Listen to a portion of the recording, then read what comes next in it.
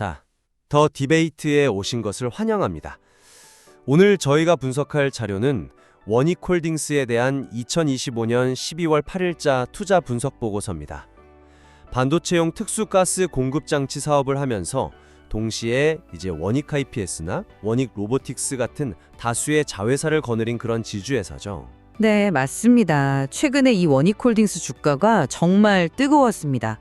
불과 4개월 만에 5배 이상 급등하면서 시장의 모든 주목을 한몸에 받았죠. 그렇죠. 그래서 오늘 저희는 바로 이 현상을 두고 한번 깊이 있는 논의를 펼쳐보려고 합니다. 과연 이 폭발적인 주가 상승이 AI와 로봇이라는 미래 성장 가치를 정당하게 반영한 시장의 합리적인 재평가일까요? 아니면 6천억 원이 넘는 대규모 순손실이라는 펀더멘털과 완전히 괴리된 좀 위험한 과열 상태일까요? 아주 중요한 질문입니다. 저는 현재의 주가 상승이 원익홀딩스가 단순 지주회사를 넘어서 차세대 로봇 AI 성장주로 거듭나는 과정에서 나타나는 본질적 가치의 재발견이라는 입장에서 말씀드리겠습니다. 반면 저는 현재의 주가가 실질적인 수익성 개선 없이 오직 기대감만으로 부풀려진 상태이며 기업의 취약한 펀더멘털을 고려할 게 상당한 조정 위험을 내포한 명백한 과열 신호라는 관점에서 분석하겠습니다. 좋습니다. 그럼 제 입장을 먼저 좀 구체적으로 설명을 드려보겠습니다. 시장은 더 이상 원익홀딩스를 과거의 잣대로 평가하지 않고 있습니다. 통상적인 지주회사에 적용되던 그런 할인율은 이제 사라지고 로봇 및 AI라는 새로운 성장 엔진에 대한 가치를 매기는 과정이 본격적으로 시작된 겁니다. 그 변화의 중심에는 바로 자회사 원익 로보틱스가 있습니다. 이 회사가 보유한 AI 기반 휴머노이드 손 기술은요, 단순히 로봇팔이 움직이는 그런 차원을 넘어섭니다. AI가 가상세계의 데이터를 넘어서 현실 세계와 직접 상호작용하면서 시행착오를 통해 학습하는 단계, 이른바 물리적 AI 혹은 신체화된 AI 트렌드의 핵심 기술이라는 거죠. 아, 엔비디아가 최근에 강조하는 바로 그 분야군요. 맞습니다. 엔비디아가 GR1000 프로젝트를 공개하고 메타나 오픈 AI 같은 글로벌 빅테크들이 막대한 자본을 쏟아붓는 이유가 바로 여기에 있습니다. AI 산업의 다음 격전지가 될 이 분야에서 원익 로보틱스가 기술력을 인정받아서 이들 기업과 연구용 공급 협력설이 나온다는 것 자체가 굉장히 강력한 신호입니다. 이러한 시장의 평가 변화는 주가 순자산 비율, 그러니까 PBR이 2.14배에 달하는 것에서 아주 명확히 드러나죠. 보통 1배 미만에서 저평가받는 다른 지주사들과는 완전히 다른 대우입니다. 이건 시장이 원익홀딩스의 장부상 자산 너머에 있는 미래 로봇 사업의 엄청난 무형 가치를 가격에 적극적으로 반영하고 있다는 증거고요. 최근 외국인과 기관의 동반 순매수 역시 이런 긍정적인 시각을 뒷받침하고, 여기에 삼성전자 공장 증설에 따른 반도체 가스 장기 수주 기대감이는 정부의 K러버 경제 육성 정책 같은 우호적인 외부 환경까지 더해져서 지금의 상승은 구조적 변화의 서막이라고 저는 확신합니다. 네, 그런데 저는 그 의견에는 좀 동의하기가 어렵습니다. 현재의 주가 급등은 기업의 실제 체력과는 무관하게 테마에 편승한 투기적 기대감이 낳은 명백한 과열 현상이라고 봐야 합니다. 가장 먼저 짚어야 할 것은 역시나 심각한 수익성 문제입니다. 자료에 따르면 연결 기준 매출은 6조 4,540억 원으로 거대하지만 정작 회사가 벌어들인 최종 이익, 즉 단기 순이익은 마이너스 6,100억 원이라는 정말 상상하기 힘든 규모의 적자입니다. 액수가 크긴 하죠. 이로 인해서 주가 수익 비율, PER은 마이너스 170.45배라는 수치가 나옵니다. 이 수치는 단순히 마이너스라는 의미를 넘어섭니다. 현재 이익으로는 지금의 주가를 전혀 설명할 수 없다는 뜻이고, 흑자로 전환된다 해도 그 이익으로 현재 주가를 정당화하려면 170년이 걸린다는 비현실적인 계산이 나오는 겁니다. 이건 정상적인 가치평가의 범주를 완전히 벗어난 상태죠. 자기자본 이익률, ROE 역시 마이너스 7.43%로 자기 돈으로 이익은커녕 손실만 내고 있는 상황이고요. 두 번째는 기술적인 부담입니다. 불과 4개월 만에 8월 저점 대비 주가가 5배에서 6배나 폭등했습니다. 그 어떤 호재로도 이런 초단기 급등을 모두 합리적으로 설명하기는 불가능합니다. 이건 명백한 과열, 즉 오버보트 상태이고, 실적이 뒷받침되지 않는 주가는 언제든 사소한 악재에도 급락할 위험을 안고 있습니다. 심지어 이 분석 보고서조차도 철저히 트레이딩 관점으로 접근하고 20일 이동평균선 이탈 시 칼같이 대응하라고 경고하고 있거든요. 가치 투자가 아니라 단기 매매의 대상으로 보고 있다는 뜻이죠. 마지막으로 그 모든 기대감의 원천인 워닝 로보틱스의 미래는 아직 설과 가능성의 영역에 머물러 있습니다. IPO 가능성이나 빅테크와의 협력이 과연 언제 어떤 규모의 실질적인 이익으로 구체화될지는 아무도 모릅니다. 검증되지 않은 미래 가치를 현재 주가에 전부 선반영하는 건 이건 정말 위험한 발상입니다. 방금 그 PBR 2.14배를 단순 고평가 신호로만 보시는 점에 대해서 먼저 좀 이야기를 해봐야 할 것 같은데요. 저는 그것이 시장의 평가 기준 자체가 변하고 있다는 가장 중요한 신호라고 봅니다. 말씀하신 대로 통상 지주사는 순자산 가치보다도 할인받는 경우가 많은데 원익홀딩스는 PBR이 2배가 넘습니다. 장부에 기록된 자산 가치의 2배 가격에 거래된다는 건데 이건 시장이 공장이나 설비 같은 유형 자산이 아닌 워닝 로보틱스가 가진 AI 로봇손 기술력이라는 핵심 무형 자산의 가치를 매우 높게 평가하고 있다는 뜻입니다. 네, 그런데요. 그 주장을 그대로 받아들이기는 좀 어려운 게 그 무형 자산에 대한 평가가 의미를 가지려면 결국에는 그 기술이 실제 이익으로 연결될 것이라는 믿음이 있어야 하는 거 아닐까요? 그런데 현재 상황은 어떻습니까? 마이너스 6,100억 원이라는 순손실을 기록한 기업의 PBR이 2배가 넘는다는 것은 그 자체로 주가가 기업의 현실, 그러니까 펀더멘털로부터 얼마나 멀리 떨어져 있는지를 보여주는 가장 강력한 위험 신호입니다. 장부상 자산 가치의 2배가 넘는 가격의 주식이 거래되는데 그 회사는 돈을 버는 게 아니라 막대한 손실을 내고 있다. 이걸 어떻게 합리적인 가치 평가라고 볼 수 있겠습니까? 바로 그 지점에서 이제 관점의 차이가 발생한다고 봅니다. 저는 이게 바로 패러다임 전환의 초입에서 나타나는 전형적인 현상이라고 보거든요. 과거 인터넷 혁명 초기에 아마존이 수년간 막대한 적자를 기록했을 때 시장은 그 기업을 단순한 온라인 서점이 아닌 미래의 유통 플랫폼으로 재평가했습니다. 당시의 재무제표만 본다면 아마존은 최악의 기업이었겠죠. 원익홀딩스도 마찬가지입니다. 안정적인 경영권, 그러니까 대주주 지분이 49%에 달하고 부채 비율이 51.39%에 불과하다는 점을 주목해야 합니다. 이것은 미래를 위해 과감한 투자를 집행할 수 있는 충분한 재무적 체력을 갖추고 있다는 의미입니다. 이 튼튼한 재무 기반 위에서 미래 먹거리인 로봇 사업에 투자하는 기업에 대한 평가는 당연히 달라져야 합니다. 네, 재무적 체력이 튼튼하다는 점은 동의합니다.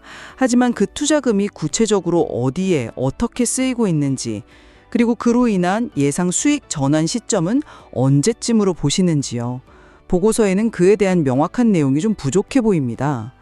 오히려 그 안정적인 재무 구조가 막대한 손실에도 불구하고 주가를 방어하는 일종의 심리적 안전판 역할을 하면서 과열을 부추기는 측면도 있을 수 있거든요. 결국 높은 PBR이 정당화되려면 이익으로 증명해야 하는데 지금은 그 증명이 완전히 부재한 상태 아닙니까? 그렇다면 그 마이너스 6,100억 원이라는 대규모 순손실 문제를 좀 더 깊이 들여다보죠. 저는 이걸 구조적 위험 신호라기보다는 말씀드린 미래 성장을 위한 필연적인 투자 비용으로 해석해야 한다고 봅니다. 보고서에서도 이 손실이 신사업 투자 비용이나 자회사의 지분법 손실 같은 일시적 요인을 가능성을 언급하고 있습니다. 여기서 지분법 손실이라는 건 원익홀딩스가 투자한 다른 회사의 실적이 나빠지면서 그 손실 일부가 장부상에 반영된 것으로 실제 현금 유출이 없는 회계상의 손실일 수 있다는 의미거든요. 즉, 실제 사업에서 발생한 현금 손실은 그보다 훨씬 적을 수 있다는 거죠. 로봇과 같은 미래 산업에 진출하기 위해서는 초기에 대규모 연구개발비와 설비 투자가 발생할 수밖에 없습니다. 부채 비율이 51.39%로 매우 안정적이고 자본 비중이 66.71%에 달하는 재무 건전성이 있기에 가능한 미래를 위한 투자라고 봐야 합니다. 근데 그 가능성이나 일시적 요인일 수 있다는 어떻게 보면 추측에만 기댈 수는 없는 노릇입니다. 적자의 구체적인 원인이 무엇인지, 그게 정말 회계상의 문제인지 아니면 사업 자체의 문제인지, 또 언제쯤 해소될 수 있는지 명확히 밝혀지지 않은 상태입니다. 그런 상황에서 미래의 청사진만으로 현재의 막대한 손실을 모두 정당화하기는 어렵죠. 특히 제가 더 우려하는 부분은 보고서에 나온 매출액 대비 영업이익률이 4.74%로 생각보다 낮다는 점입니다. 이건 로봇 같은 신사업 투자를 제외하더라도 반도체 가스 장비 같은 기존의 본업에서 벌어들이는 이익의 효율성 자체가 압도적이지 않다는 걸 보여주거든요. 본업이 탄탄한 캐시카우 역할을 제대로 해주지 못하는 상태에서 신사업 투자로 인한 대규모 적자가 겹치는 건 훨씬 더 큰 위험 신호로 읽어야 합니다. 그 점은 좀 다르게 해석할 여지가 있습니다. 영업이익률 수치 자체는 낮아 보일 수 있지만 6조 원이 넘는 거대한 매출에서 연간 3천억 원 이상의 안정적인 영업이익을 창출하는 기반이 있다는 점이 더 중요합니다. 이게 바로 신사업 투자를 가능하게 하는 원동력이거든요. 이 기반이 있기에 워닝 로보틱스와 같은 미래 성장 엔진에 과감한 투자가 가능한 것이고 시장은 바로 그 구조를 보고 있는 겁니다. 단기적인 순손실 규모에만 매몰되기보다 안정적인 본업을 바탕으로 새로운 성장 엔진을 장착하는 구조적 변화 그 자체에 주목해야 한다는 뜻이죠. 하지만 그 구조적 변화라는 게 과연 기업 내부의 동력으로 자생적으로 일어나는 건지에 대해서는 여전히 의문이 남습니다. 이게 마지막 쟁점이 될 텐데요. 이 주가 상승의 본질이 과연 구조적 성장인지 아니면 외부 변수에 과도하게 의존하는 테마성 급등인지 따져봐야 합니다. 보고서에서도 주가 상승의 주요 동력으로 엔비디아 관련주 강세, 로봇 테마 순환매 이런 것들을 언급하고 있습니다.